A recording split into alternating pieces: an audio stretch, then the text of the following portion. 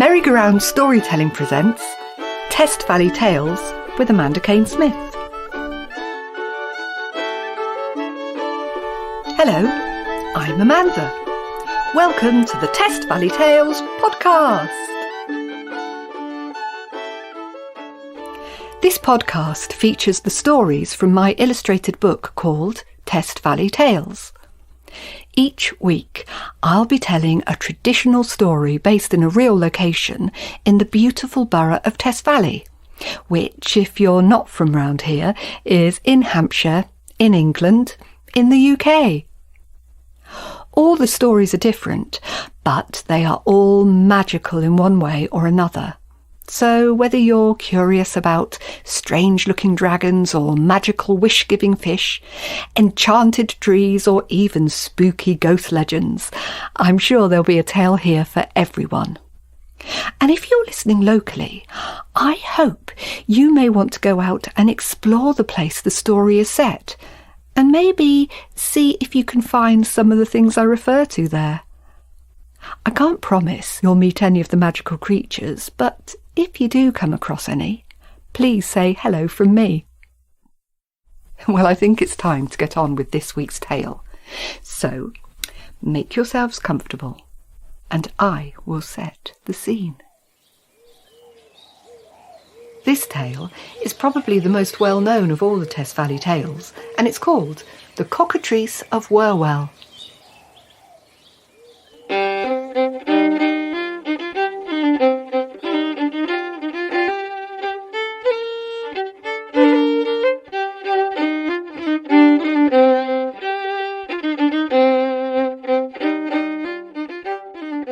I love feeding the ducks, rummaging about at home for little treats they might like, popping them in a paper bag and toddling off to the nearest duck pond.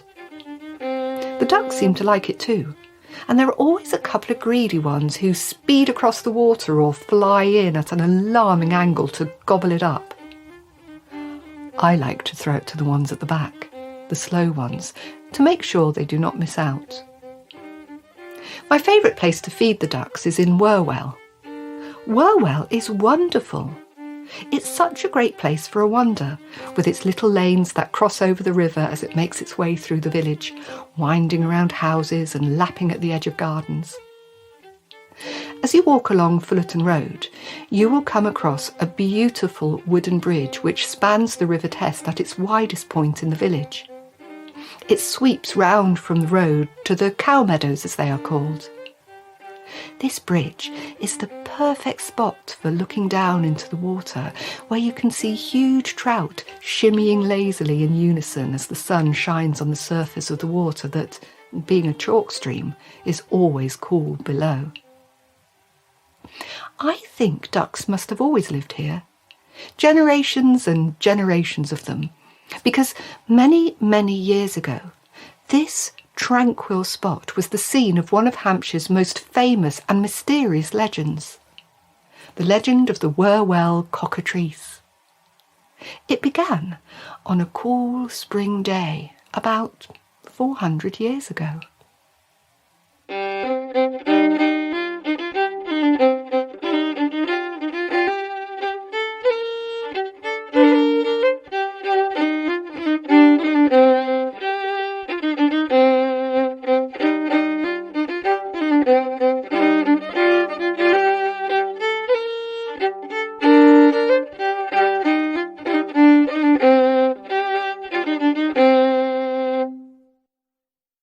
Doris the duck decided it was time to go back to her nest.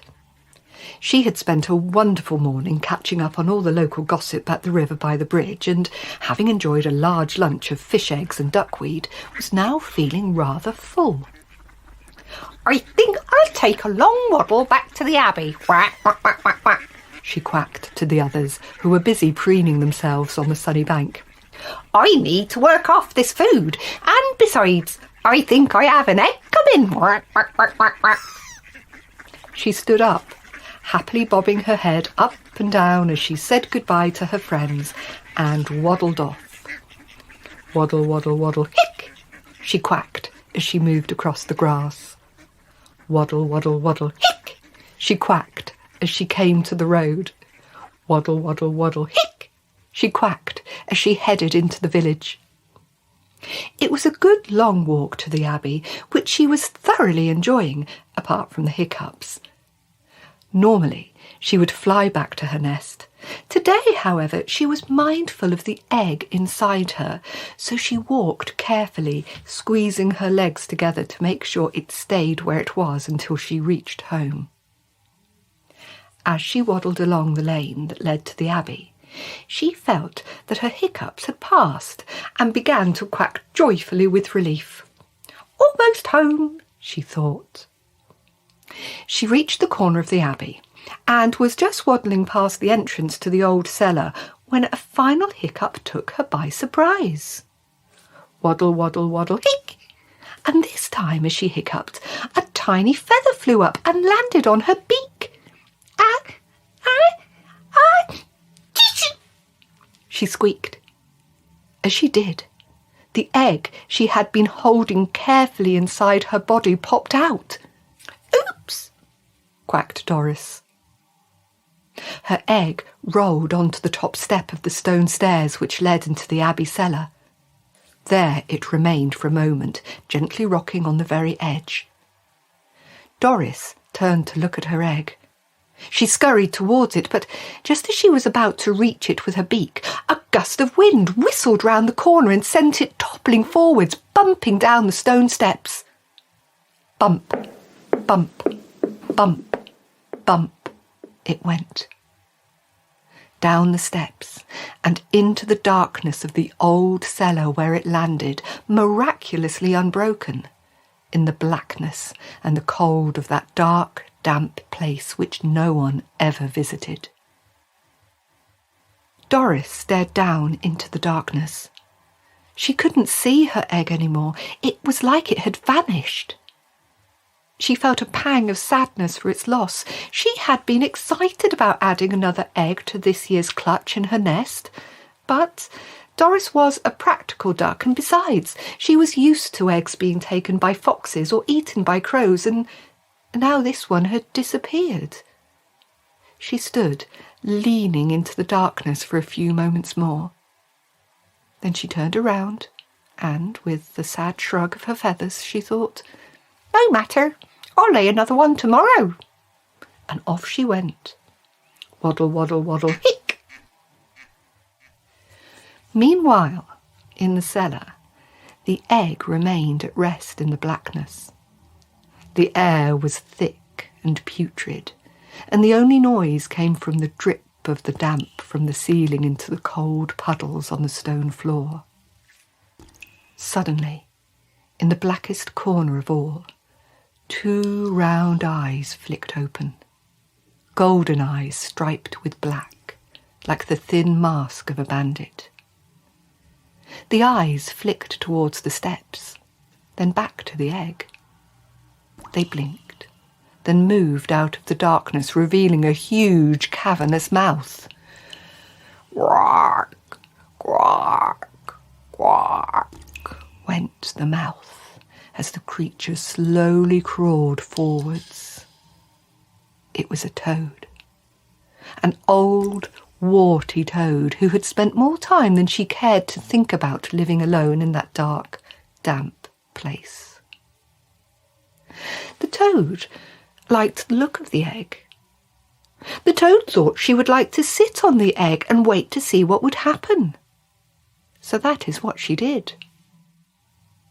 As the toad sat quietly on top of the egg, eyes closed in calm contemplation, inside the egg something magical was beginning to happen. A rare and miraculous consequence that can only occur when a toad sits on an egg, and only made possible now by the strange coincidence of the day's events.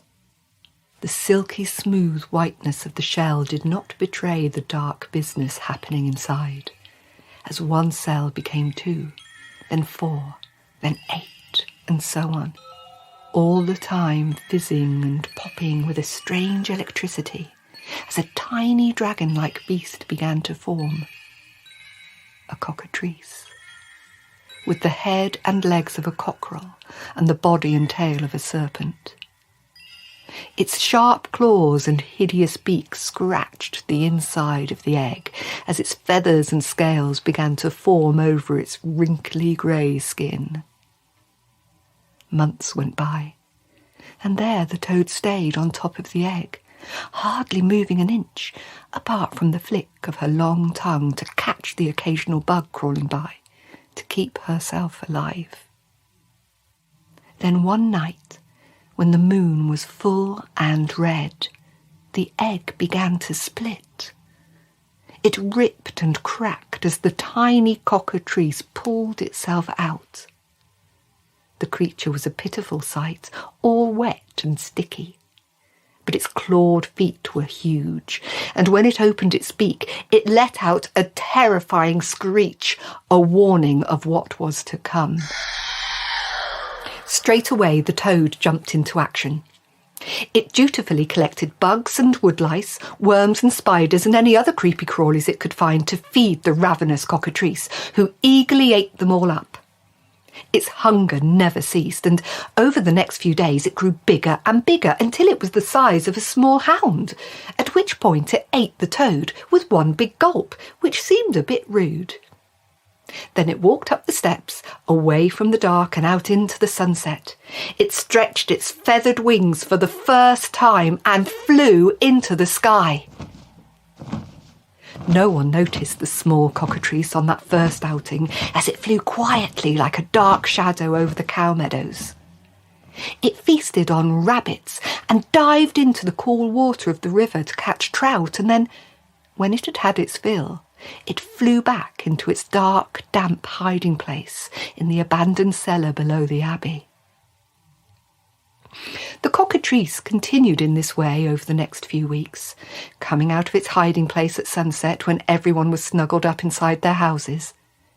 It got bigger and bigger, and started to eat bigger and bigger things, like the cows in the cow meadow. The cows did not seem to notice when they were snatched up in the cockatrice's claws, with their legs dangling and casually chewing grass as they were taken away. But the villagers did become suspicious, as their livestock disappeared, and sightings of a giant bird were discussed. Now, up to this point, the nuns in the abbey had been completely unaware of their new house guest. But now the cockatrice had grown to the size of a large shire horse, it had become very noisy indeed. And every time it squeezed itself through the doorway of the cellar, it grumbled and moaned, making the very foundations of the abbey shudder.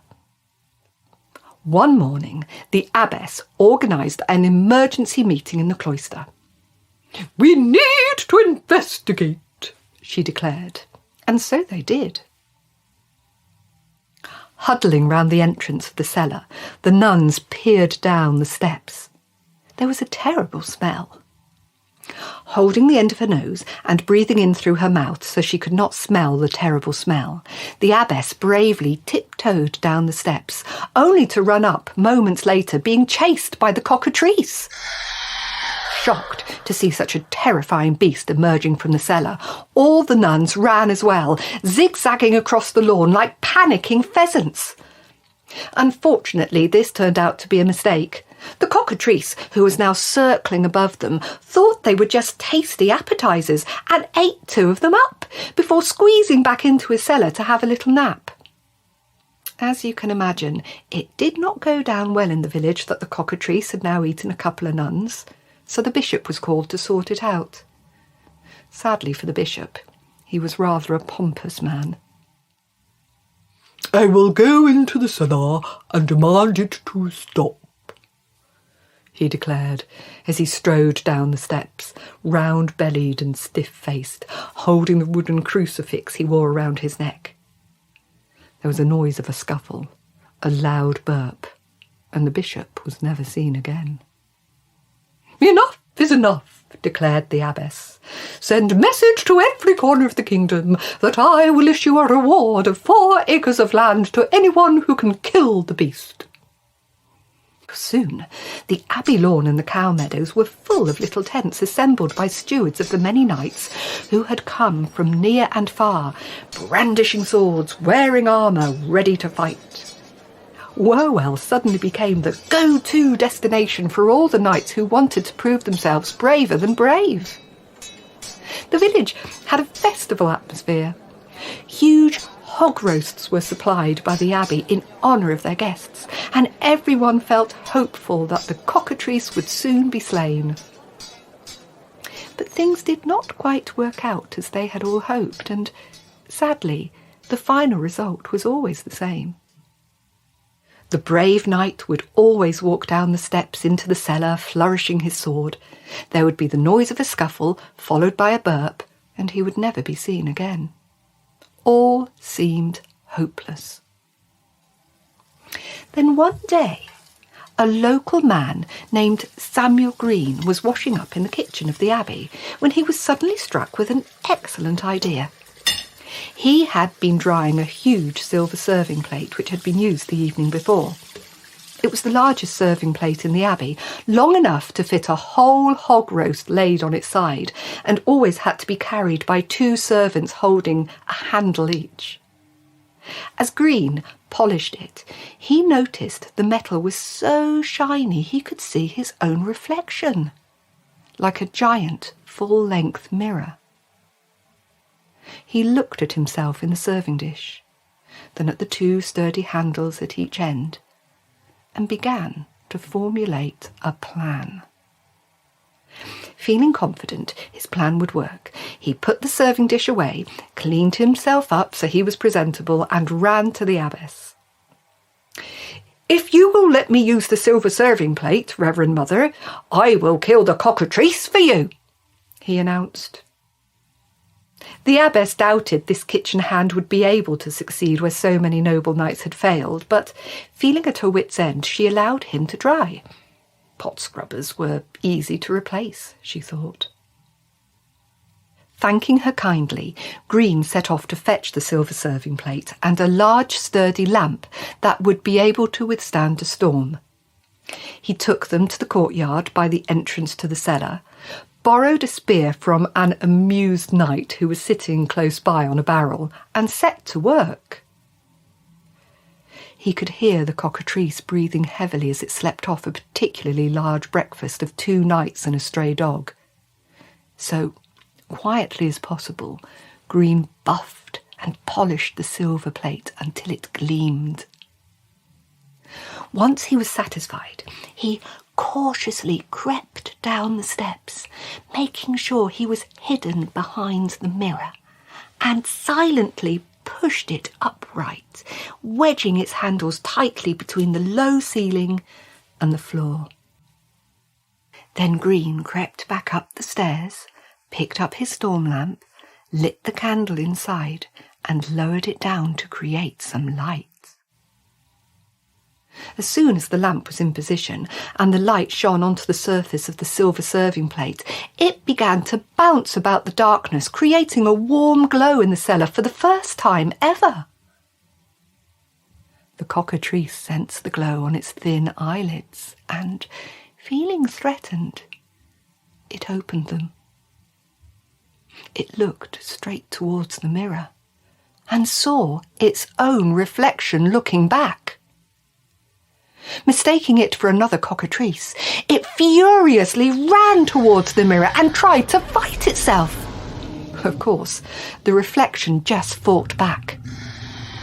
The cockatrice raised its claws to slash and rip its foe, but the reflection just slashed and ripped back. The cockatrice then lifted itself into the air and flew forwards, trying to bite it with its huge beak, but the reflection just did the same. All day the cockatrice battled its own reflection, all day until it was completely exhausted and collapsed. At which point, Green calmly walked down the steps, sidestepping the silver serving plate, and killed the cockatrice with the spear. Clever old Green had used his head and succeeded where so many knights had failed. The good news spread quickly around the village until the courtyard was crowded with villagers, nuns and knights, all eager to congratulate him. Then 2 burly knights who had been watching his endeavours all morning hoisted him onto their shoulders and shouted, "3 cheers for Samuel Green! Hip hip hooray! Hip hip hooray! Hip hip hooray!" Samuel Green's life changed dramatically after that moment, and just as he was promised, he was rewarded 4 acres of land in nearby Harewood Forest, which he was incredibly pleased with. Over time, he built himself a little house and became a blacksmith. His work was highly sought after due to the wonderful shine he was able to create on the surface of the metal. And while he still liked to do his own washing up, he never had to wash up for anyone else ever again. And to this day, there is still an acre of land in Harewood Forest called Green's Acres.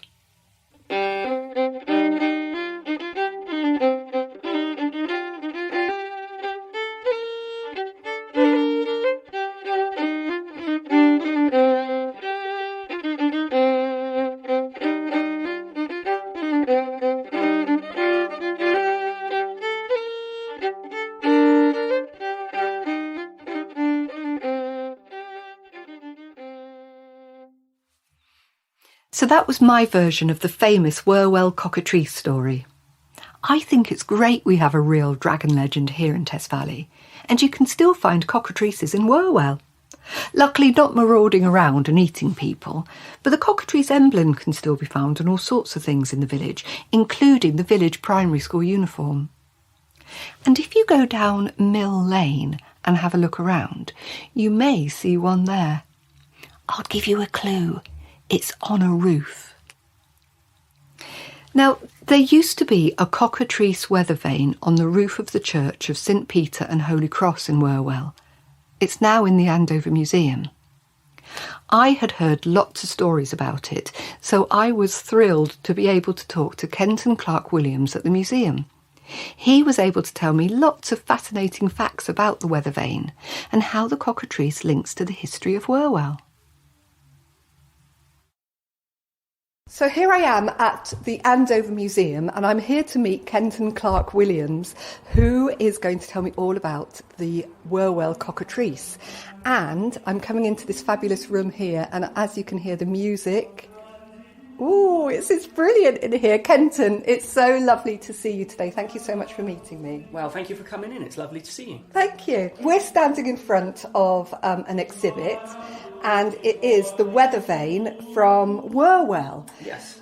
But this isn't any old weather vane, is it? No. This is a very, very special weather vane. So I'm hoping, Kenton, you'll be able to tell me a little bit about the weather vane and, what is it, first of all?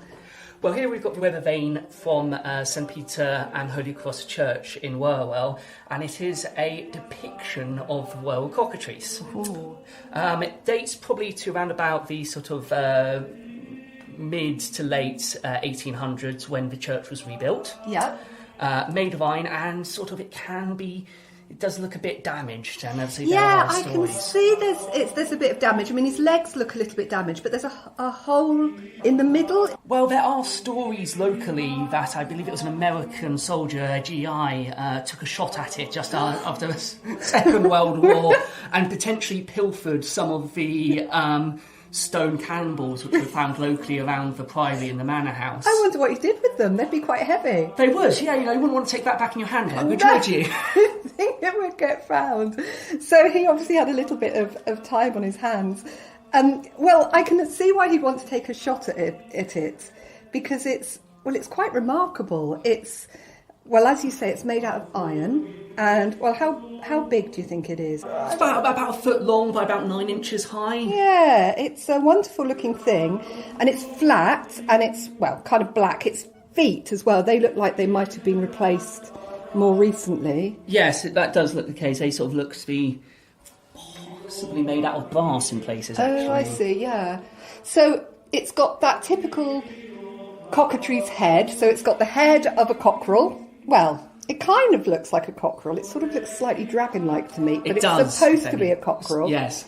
And it's got some wonderful wings, and then its tail curls round at the ends. So it's got a serpent's tail. But we know it's a cockerel because it has 2 very cockerel-looking feet there, hasn't it, with its legs? Yes. And they put it on top of the church, but it's not a religious symbol. So has it got any links with anywhere else? I don't know why it would be put on top of a church, apart from the fact that I suppose it's a local legend. Local legends, I mean, cockatrices were quite a popular thing, and you know, there's stories about them from all across sort of Europe.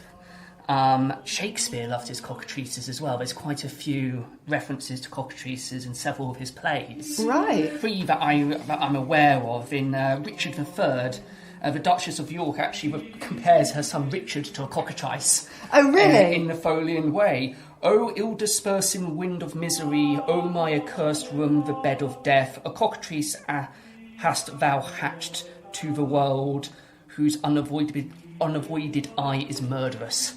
Oh, yes, because they are. They're very vicious things. Because can't they kill people with their stare? Yes, that's so the legend goes, similar to a sort of a basilisk or the sort of gorgons of Greek mythology. That sort of piercing stare that either kills people, turns people to stone, depending on the sort of the individual legend, really. Right. And many different versions of the legend around the world cockatrice. I've heard about 3 or 4 or 5 different versions.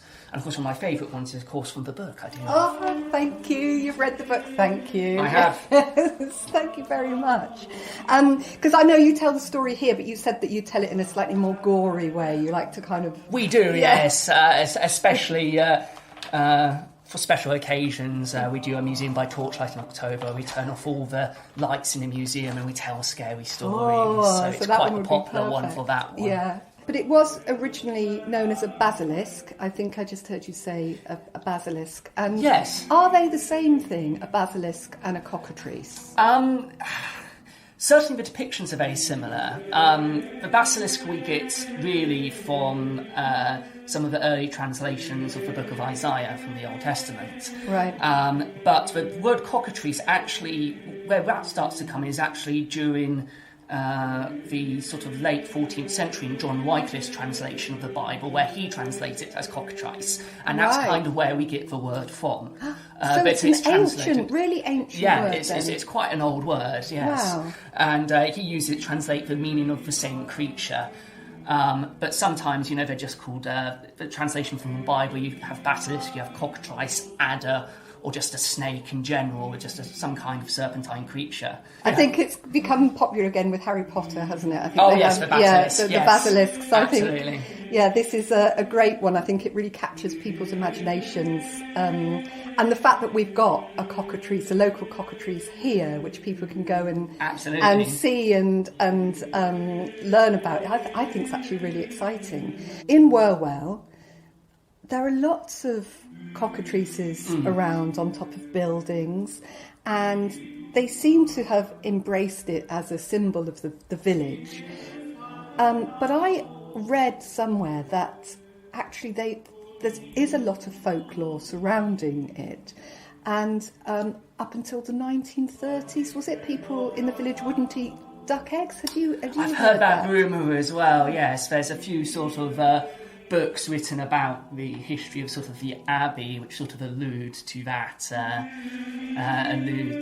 that's quite an unusual thing to happen. Of course, in the Wherwell story, it is, as you mentioned in your book, it's a duck which is supposed to have hatched. If it comes from a duck egg rather than a cockerel. Yes, I have seen stories actually when they write to say it's actually from a hen's egg, but I kind of like the idea because there's so many ducks in Wherwell. Absolutely. And just because I'd read this this curious thing about people not eating duck eggs, I thought it would be, too fun to stick to that version of it. But the story itself, so this was found on top of the church. Yes. The church has got links, though, with the priory. It does. How do the two things link? Well, it sort of goes... Again, even further back than the origin of the cockatrice, it goes back to the mid to late 10th century AD, so the sort of late towards the end of the Anglo-Saxon period. Right. And both the abbey and the church were founded by Queen Elfrida, who was the widow of King Edgar. Yes, I know Elfrida. Yes, okay, this is great. So tell us a little bit about the link then with her. So it's all to do probably with that story with Right. the dead man's plaque in Harewood Forest. And she sort of, it's believed that she probably founded the abbey to atone for her personal crimes. Right. Because of that. So obviously don't want to spoil that tale too much, because obviously that's a fantastic tale, and both a historical tale and a historical tale that's probably been, like quite a few tales from that period, quite heavily embellished over time as well.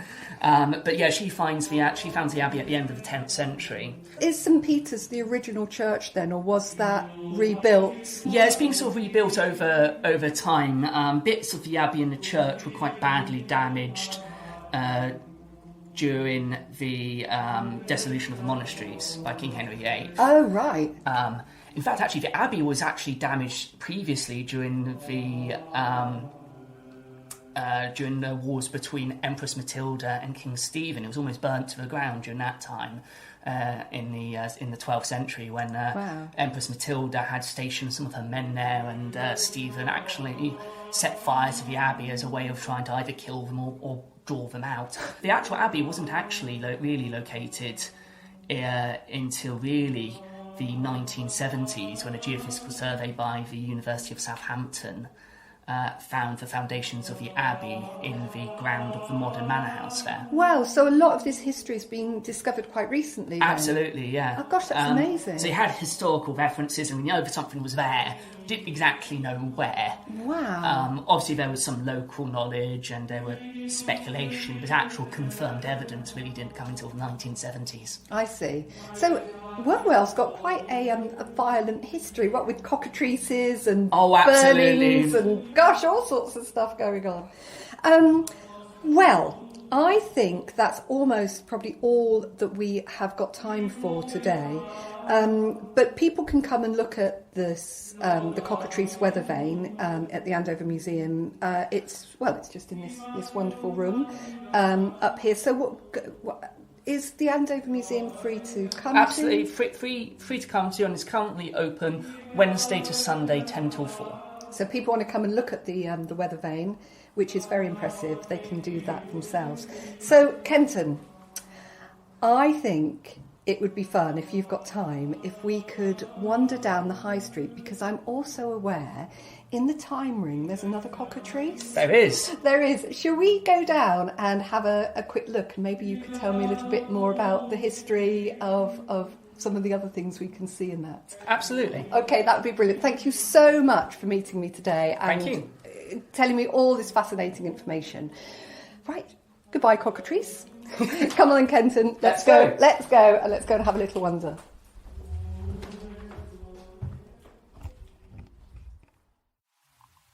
I really recommend going to the Andover Museum. They have some brilliant stuff there.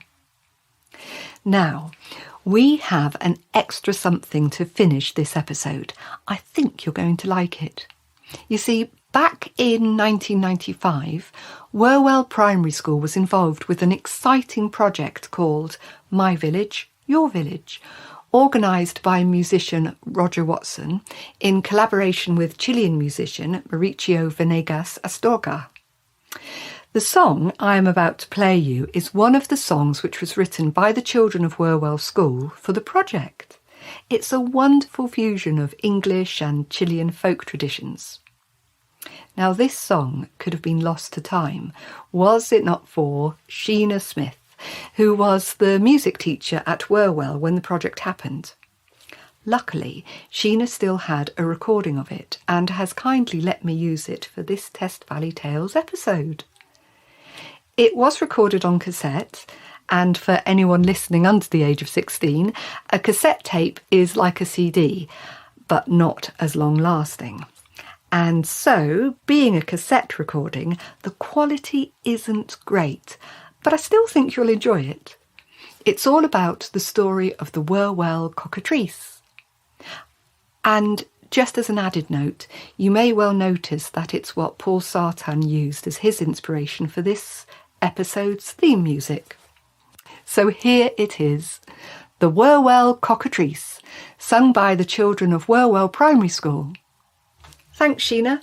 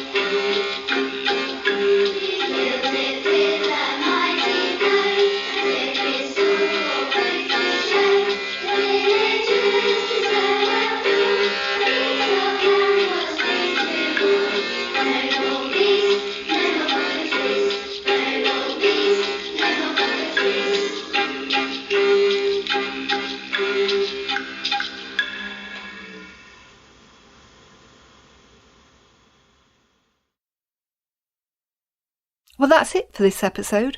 I hope you enjoyed the tale and the facts behind it as much as I enjoyed discovering them and writing the story. Thank you for listening. Test Valley Tales is an Arts Council funded project and part of Test Valley Arts Foundation Borough of Culture legacy projects. You can find all sorts of project resources on my website at www.merry-go-roundstorytelling.co.uk/Test Valley Tales. There is a downloadable map with postcodes to find all the story locations, links to walks and craft activities. You can also buy the Test Valley Tales illustrated book of short stories there. Test Valley Tales is on Instagram, Facebook and Twitter as @TestValleyTales, and this podcast can be found on Podbean at podbean.com/TestValleyTales. If you are interested in finding out about other types of storytelling I get up to, or you would like to book me for an event, you can email me at mgrstorytelling@gmail.com. I am on Facebook, Instagram and Twitter as @mgrstorytelling and merry-go-round storytelling on YouTube.